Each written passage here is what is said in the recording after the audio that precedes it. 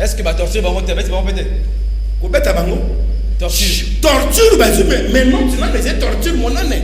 Bon, on va s'en arrêter comme moi. Chance, le coup, la MLC, c'est la Kabisika Biso. Nangamanzo, pas identifié bango. Moi, ma villageois, ma population, na Ilouana, ba Nikoya. Li Cambonini. Oh, il y a la Kamutra la place à ville. Nde, mi biwana, ba zongi na canon rapide. Bakimi, taba moni batma comme Koya. Tala makambuzo le kana RDC. Conseil, il y a droit de l'homme. Il y a un peu mobilisateur paye à Funa. Il y a Funa. JP. La police va malmener. Un lieutenant, je dis prétendu lieutenant-colonel. Pour soit ça lieutenant-colonel, cela y est que RDC où tu peux adhérer, na conseil à droit de l'homme, à conseil à Bousso, à Bongote. Kamata pesa ordre. Boto la bilamba na ya MLC tata lataki ko boto la drapeau na ye bazu ba moto ba landi etina kauka un désordre impossible. Tozo kende malembe poto kota na moi ma point mususu wana mususu sisa makura masolo ya mkona lelo mais au-delà oyo zo lekana Kinshasa wa na Brazzaville pezo zo ka kwa bande kuna bino kuna bazo ko pesa makoki ya kosala musala bango te. Qu'est-ce qui se passe exactement? Est-ce que soit kama koki oui, MLC, ils allaient par rapport à les autres Moka Moussou, activité normalement, mais à Brazzaville, à chaque fois, on a il faut pas la clandestinité, comme s'il y a une complicité entre. Mais c'est ça le vrai problème, na beach oyo. On se pose la question, Soki Bango Bazali, agent, il y a Kabila, il y a PPRD, ou bien Bazali, agent immigration, il y a RDC, agent, il y a ANER, il y a RDC, Bazali, agent, il y a le service sanitaire, il y a RDC, Bazali douane, il y a RDC. Est-ce que le service na biso ba yebi makambo wana? Le service ya biso ya port na ngamu na biso no ya Brazzaville pe. Oh, il y a biso ou bien poto anande ya biso awa. Ya ngambo te, ya biso awa. C'est la honte d'une république en ce siècle. Son ni ya république na biso tala sozo uta ngambo pays muso kati bicho ya ngambo isengo na ba service. Au cas au fouti banini normalement ba taxe mais so comme pas une tracasserie humiliante et avilissante. Donc contre les opposants, le peuple là opposant. Ba opposant de Mawa. Na ba petit trafiquant commerçant Mawa. Il faut ça la PPRD. Ça l'enquête mo mikolo to ba caméra kasiwana to kama kamuzo le cours mandat PPRD ils aussi là. Hein le cours mandat Kabila ils aussi là. Ben bango siko wana ba agent bazana bichwana. Bango siko ba kosala ba bolokanga banani. Mais ba wana ba bolongwa na solati wana ba libongo wana ndeko désiré zanga bato ya PPRD te bato so utapia MLC ba bango mon cher ami ba uta MLC baza MLC baza bele wana ba ya MLC yo so balongwa pete na kuna ezali na kisasa na RDC ezali tributaire na engagement militantiste na yo ce ko yebi ko kosela bato makambo mingi tchembe lokwa batia ba cellule ya PPRD na activiste yo so partout. Mais est-ce qu'il y a un niveau de MLC, ils ont la représentation de Brazzaville ou bien Kinshasa pour saisir, par exemple, il y a droit de l'homme, il y a MONUSCO. Aussi, tout ça, Mikanda mis son photo à l'appui, Mikanda photo à l'appui, nyonso tola ko transmettre na ba service nyonso, compagnie institution nyonso. Ti na conseil monini ya droit de l'homme kuna na oni. Ezalo kola ndenge basala, ezalo ko ba massacrer bembati. Pour les représentants, il y a bien mal à Brazzaville Congo. Justement, c'est la jalousie, la haine. Ça, aux martyrs, la hargne. Oyebi ceux qui sont soit les Nkokufa, au Katikingo, soit Kingo. Akoma, makila kutum ça va. Ouais, c'est licenciement. Donc quand tu as quoi dans ma communauté, il y a politique, quand tu as beaucoup d'ambition, quand tu as pas soyo qui c'est ni n'enga bimisi calendrier wa. Qui peut réaction à Bino, il y a MLC, il y a Front pour le respect de la Constitution. Tout le monde ces populations va retenir Nini ou bien vous ont reproché le calendrier. On doit réclamer le calendrier, tout ça avec l'élection, mais il y a calendrier. Ce que la commission va rejeter, la population s'est mobilisée à tellement. Et nous, on vous a reproché le calendrier. Il y a Liboso, Tolobi, calendrier, il un simple projet. Il y a CENI, il y a un projet à soumettre à l'opinion. Pour y à convoquer Bisso. Majorité, société civile, pour tout coca, Kolongola, Bino majorité, Bisso, opposition. Bisso, et puis majorité, na société civile tokokutana na yeseni to la kisaye sikanini mbeba ezali projet mais décision déjà c'est des décisions alors ça va avant ou après na niveau na bango des décisions mais na niveau na biso des projets pour à convoquer biso avant publier parce que mo beko lobi bongo calendrier ezali likambo ya consensus ya boyokana bato baso bandima bébé okoya ko publier mais lokola seni a sauté étape wana biso to moni yango donc il y a moni yango des projets on qui présent seni ake par ngo to belé pour la para ko kizenga ko consulter abi ezaki pona à marge ya publication mais tata il a consulté opposition a consulté front MLCT a consulté rassemblement a consulté G7 a consulté Nini rassemblement ya solo pour rassemblement za mo biso penza préciser ndenge wana solo elle limité au Kasabougou il y a pas limité Kasabougou non rassemblement président population yebi population yebi il y a solo les aka Kasabougou na limité siège na ngoza ka limité siège à rassemblement c'est ça alors biso na front PMLC to soso to moni mbeba ni nakati mbeba ya moya ngoyo 1 nanga na calendrier wana atosi accord ya Senikote calendrier ne tosi accord ya Senikote elingo lobani pour comprendre accord ya Senikote lobi au plus tard le 31 décembre et sengeli élection et ça nini et salema donc calendrier sengeli et tosa wana Yami Balé Constitution le 19 décembre. Oyo ici est le cas. Nanga a tout ça à côté. Calendrier est aussi peu à côté. Yami Sato nini loi électorale. Yangomoko est commis violé. Nanga a aussi à côté. Okomonate na maso maywana. Nanga akamati likambo Yami Sato abakisi nini. Makambo o babengi opération oyo koki kosalema na ngonga moko ata 4-5 opérations par exemple na tango na assemblée baza ko voter loi ba annexe wana na kaka na ngonga wana apesi yango sanza poso soki misato soki sanza mobimba na tango wana seni ayebi pe kosala formation ya ba expert omoni mbeba yango wana ya kamate habite Congo mobimba vanda nye tozi la mobile assemblée ceux qui va voter loi ti ceux qui sili ezaka ndenge bana politique en rôle ba kisasa e bandi noru bandi biso fandi omoni asisi wana bakena maniema soki wapi fandi mbeba wana monene technique wana biso tolobi ezali ya ko lekisa ngonga calendrier ne lekisi ngonga pamba esengeli calendrier wana et kamatangonga et demba babenga katowe la tango ah na lopoto il faut racheter le temps il faut racheter temps wana ndeko kotinda basala bosoba selon seni kowe la tango ndeko kotinda basala manandenge ya tango baza ko voter loi bango bazo pesa formation na ba expert o ba na bato na ngonga wana service mususu eza par exemple ko accréditer ba journaliste presse service Moussou, ils ont besoin de enregistrer par témoin. Ce n'est pas un problème. Et on est qu'on appelle un bébé à la carte.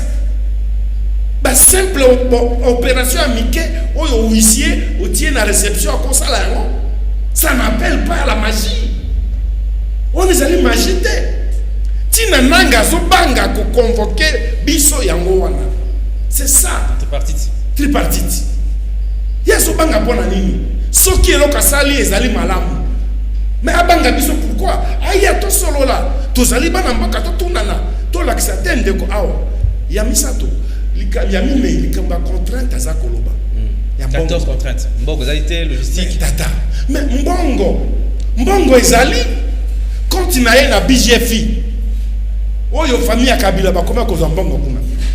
Quand wana ezali mbongo ya wapi parce que là zaka ba dénonciation dénonciation il y a un agent ba confirmer la note par ba kamatali kama ba kana ce qui procureur za kamuta buse mombe asesi ça qui na likambango ton fils mbela kamata nanga bengi abi continue yo ndenge nini tala agent moko ya BGFI asakoli boy Mais à Kamata Tikango, T'as un motif raisonnable. Il n'y a pas de motif raisonnable. Suffisante. La preuve suffisante. Même il y a tout raisonnable.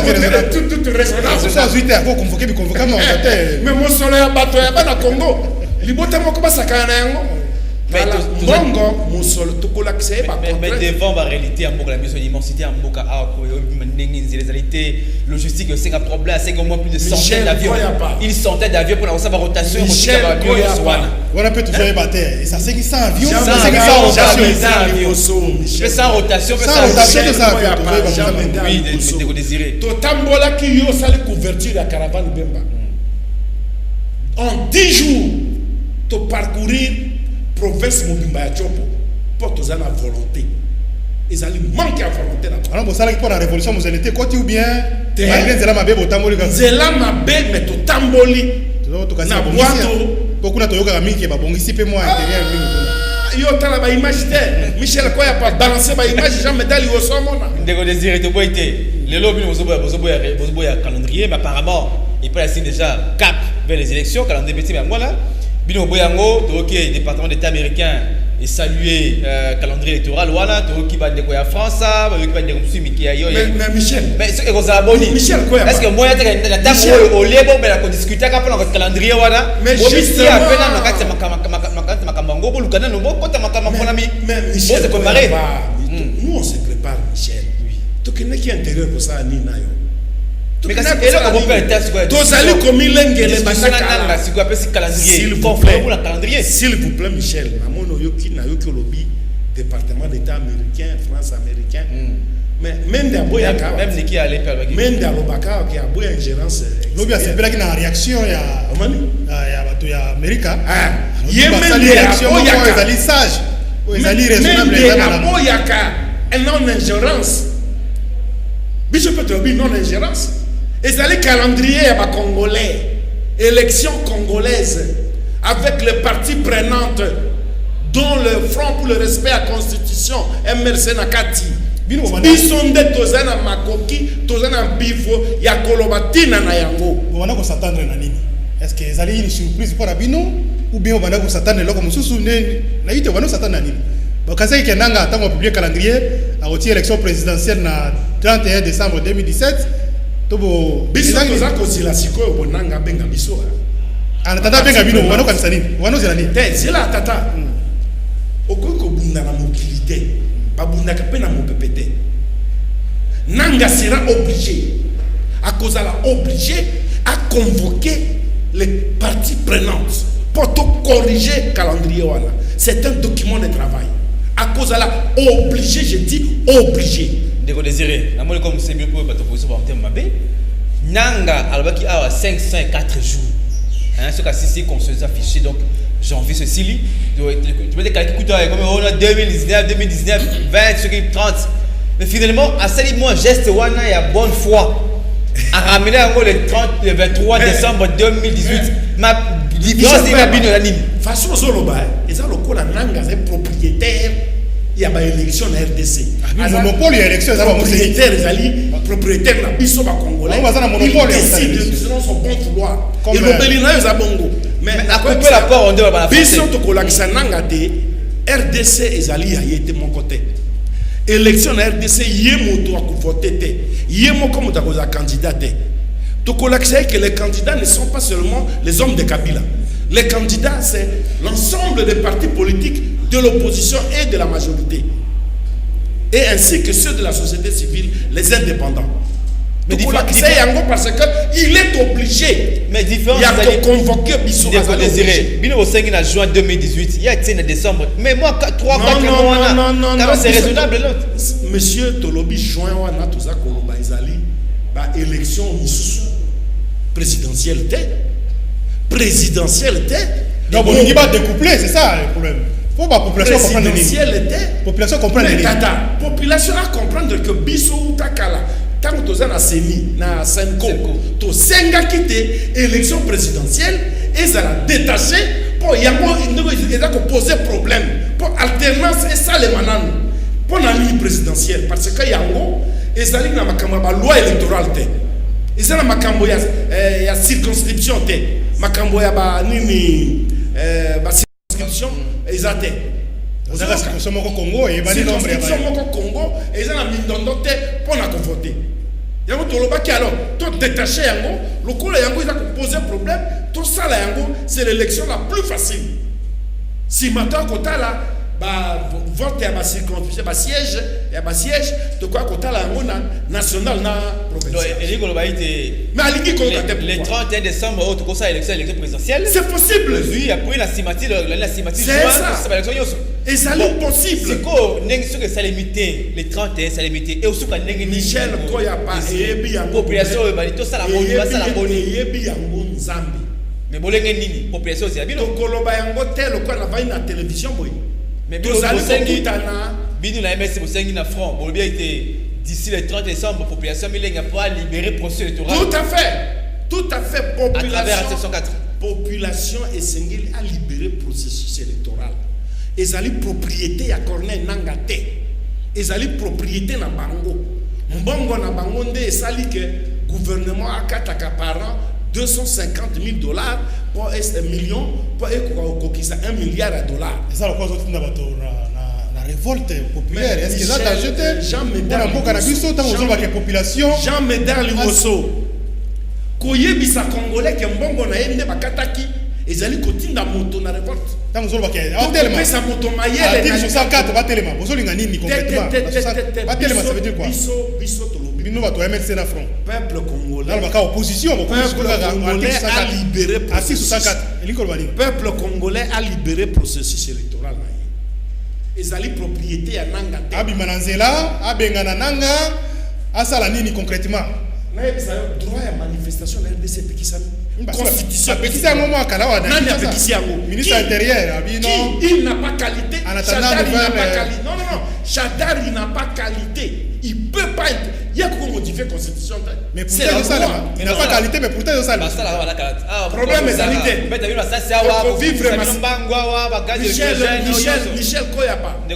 Masasi ba betaka yango tous les jours. Lokola bango bakoma banzambe babomaka bato ndenge balingi ils vont tuer. Ils vont tuer parce que Congolais azana droit na ye akosala oyo mibeko pese ndingisa et pese ndingisa ko manifester likambo soki ezali malamu te ako manifester na molongo asenga droit na ye et ce n'est pas Chadar qui va interdire ça. Na solo en traité na soki ça bande ko solo na biso soki bazala ba message boko ba numéro za affiché wana to pe na zela radio ko benga na ba numéro na biso 081 177 02 62 080 177 02 62 pour la radio. 081 59 63 339. Voilà, à l'émission sur les cas, vous avez un message, vous comme ça, vous avez un MLC, pas désiré, pour avoir préoccupation, vous allez revenir dans la prochaine émission, pour mettre ma solution, mais dès que vous désirez, tout ça quand même réaliste. Quand vous avez bino MLC, bino front, vous avez l'élection présidentielle, c'est possible, et ça le 31 décembre, tout ça en 2017. Mais entre temps, on a cassé, c'est un rôle matin, dès que vous désirez.